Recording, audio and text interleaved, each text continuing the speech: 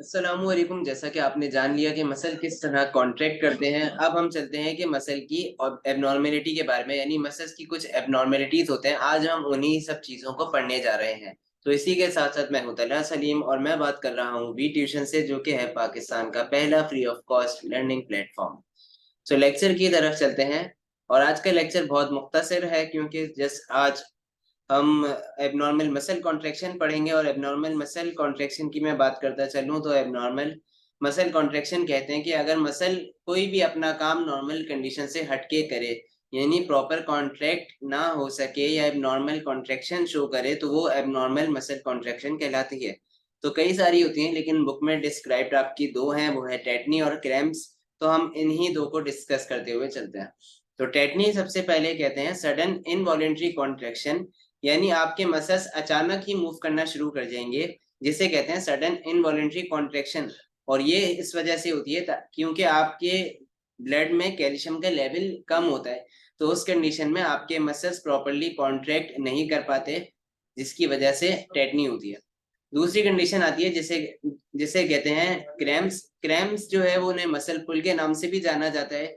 ये भी sudden involuntary contraction है, और ये होती है ड्यू टू इलेक्ट्रोलाइट इम्बैलेंस, यानी आपकी बॉडी में शुगर की कमी हो जाए, या फिर ब्लड में शुगर की कमी हो, या फिर इलेक्ट्रोलाइट यानी आयंस वगैरह की कमी हो। तो उस कंडीशन में क्रैम्प्स हो जाते हैं, और ये आफ्टर हैवी एक्सरसाइज होते हैं अक्सर। और मोस्टली जो स्पोर्ट्स मैन होते हैं उनको ये क्रैम्प्स ज्यादा होते हैं, एकदम से आपने देखा होगा मसल्स का खिंच जाना, तो वो क्रैम्प्स है। टेटनी की मैं बात करूं थोड़ी और, तो टेटनी जो है, टेटनी में आपके मसल्स अचानक ही मूव करना शुरू कर जाते हैं। तो ये होता है आपकी कैल्शियम की वजह से। कैल्शियम आप इंटेक कर रहे हैं, पानी सही पिए, तो उस कंडीशन में कुछ ये सही हो जाते हैं। तो आज का लेक्चर सिर्फ इतना ही था, और आज का बस सिर्फ हमने यही दो डिस्कस करनी थी। एक और मैं आपको बता देता हूँ कि हमने मोटर न्यूरॉन्स का डिस्कस किया, कि मोटर न्यूरॉन्स जो होते हैं उनकी वजह से मसल्स कॉन्ट्रैक्ट कर रहे हैं।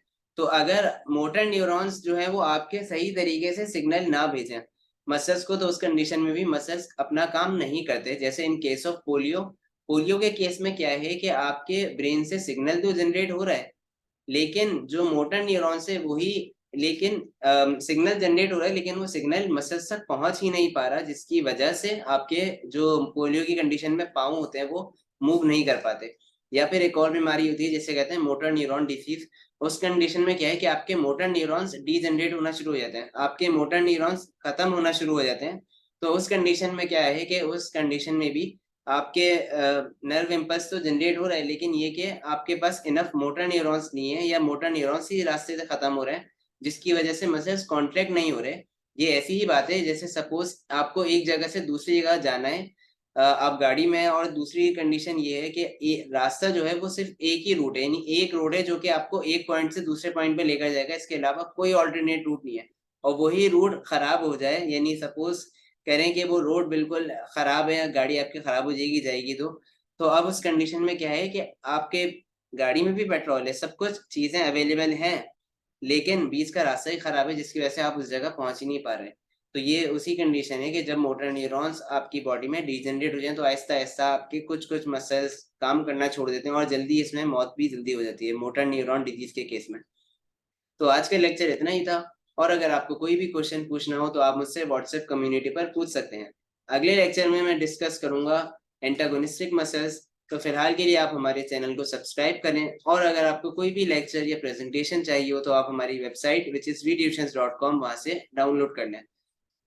सो आज के लिए मुझे दीजिए इजाजत। आपका देखने का बहुत शुक्रिया। अपना बहुत ख्याल रखें। अल्लाह हाफिज।